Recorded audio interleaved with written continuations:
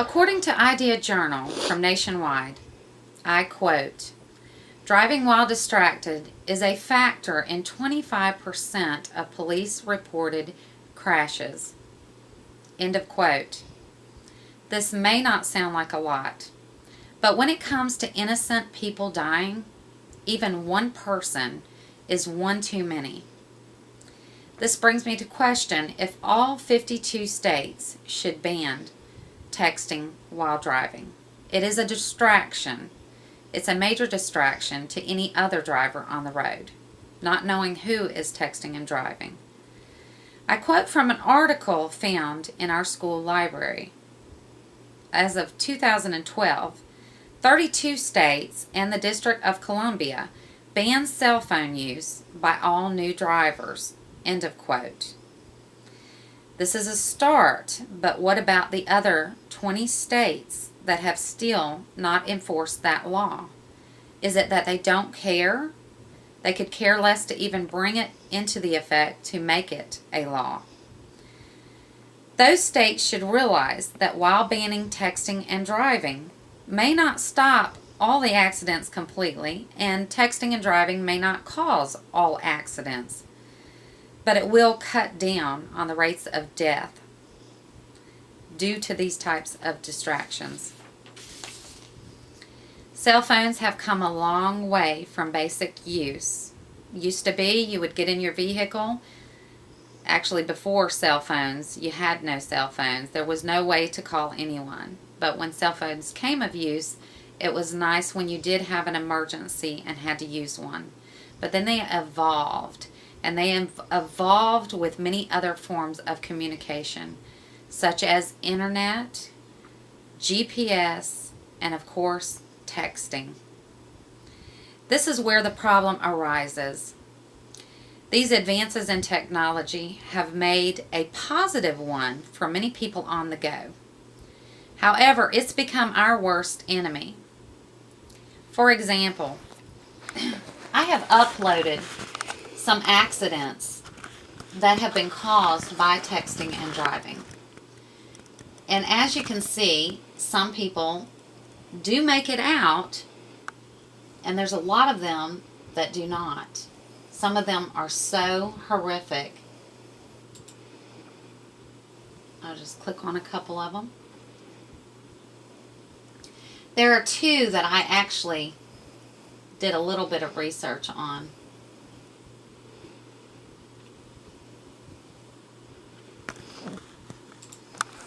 Here's one. And as you can see, I mean, that is just a horrific scene. Scroll up.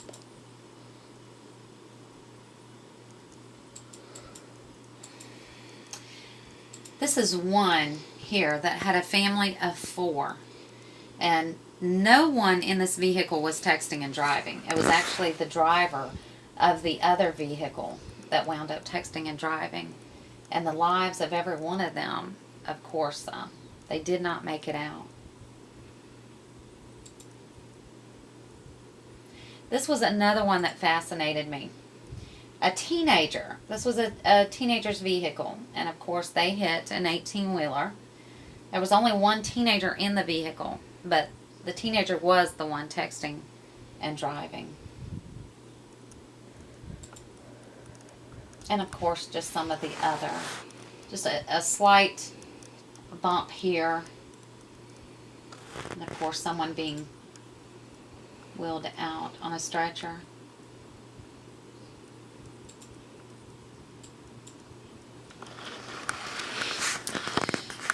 So it's an attachment that people can't seem to put down while driving. And why can't they put it down? Well, because everyone likes to have a cell phone on them, attached to them. We can't seem to put it down. It calls our name. It makes little ringing noises. It calls us every few minutes. We have people at our fingertips in no time. From the article, habits make smartphone use more persuasive. I quote, "They socialize in new ways, do tasks in new ways, often interleaving, cross-pollinating between activities. They share and gather information in new ways. End of quote. People have become so dependent on these little devices that they just don't realize the dangers that they can cause. And it's especially while driving. I have heard of people texting and walking into something. Even the shortest text, such as LOL, OK, or TTYL.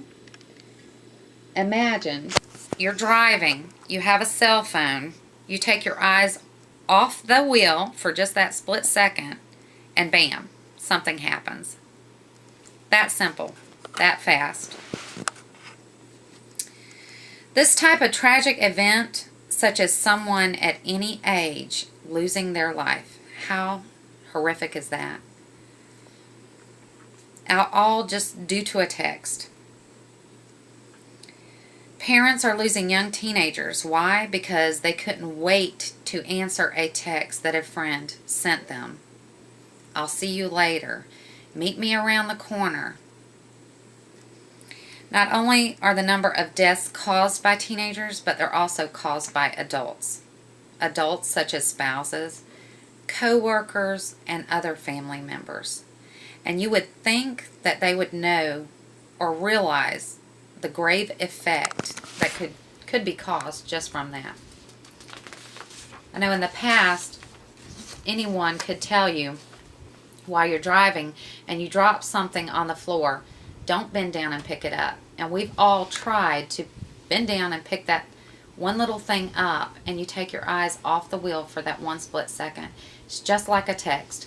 Some people think they can glance down quickly, do the text, and then look again at the road, but it just doesn't happen that way. Some people feel that creating a law that would take away the act of texting or using their phone while driving would be taking away their freedom. That's just not even right. It's the safety of everyone. The truth is, creating this law and enforcing it within the state would cut down on accidents and deaths each year.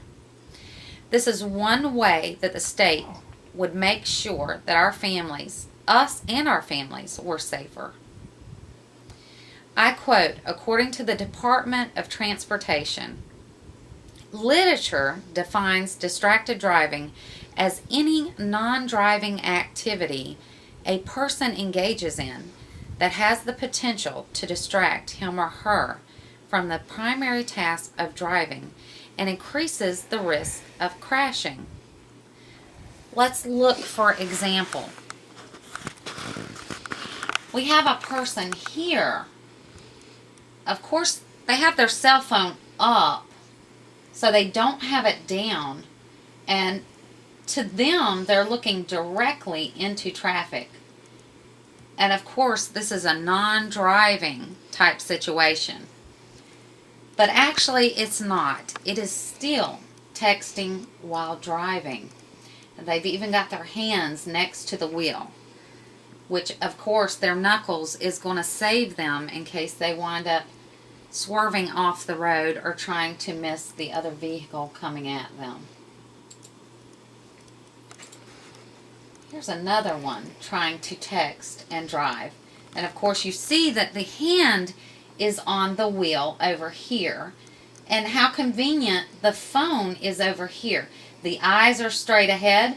So he has very easy access and in a very safe way to grab that wheel in case we've got oncoming traffic. So he still has his hand on the wheel. So it's a safe way to text and drive. Actually wrong. It's not the safe way to text and drive.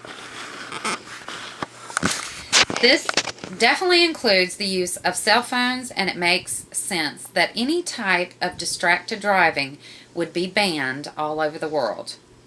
Why would it make sense to ban texting and driving for all truck drivers in any state you go in, except for 20 states for non-truck drivers?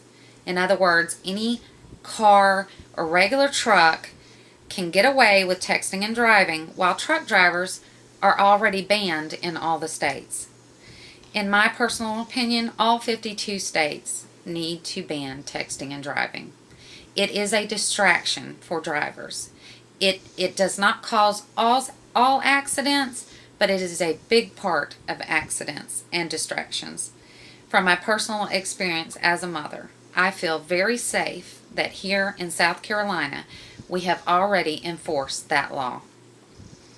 I'm hoping that one day our technology will be so far advanced that when we get in a vehicle, it will actually have an automatic system of some sort that will just shut our phone off so that no one can text and drive. And yes, it is taking someone's right away, but I want to know that my family is safe when they get on the road. We didn't text and drive a long time ago before these cell phones were invented. So, maybe, for example, our phone companies could create an app where you download and some kind of electrical connection, or just like when you go in a hospital and it blocks out your cell phone use when you go in there because you have no signal. Maybe they can do it in the future, and that would help the safety of everyone. There should honestly be no reason, no excuse for texting and driving. It shouldn't be optional. There's too many deaths all over the world each year from texting and driving. Maybe everyone doesn't follow the rules, but the rules have to be enforced, and anyone that decides to break the rule would know that there are consequences. In the words of Ronald Reagan, I quote, "We can't help everyone, but everyone can help someone." End of quote.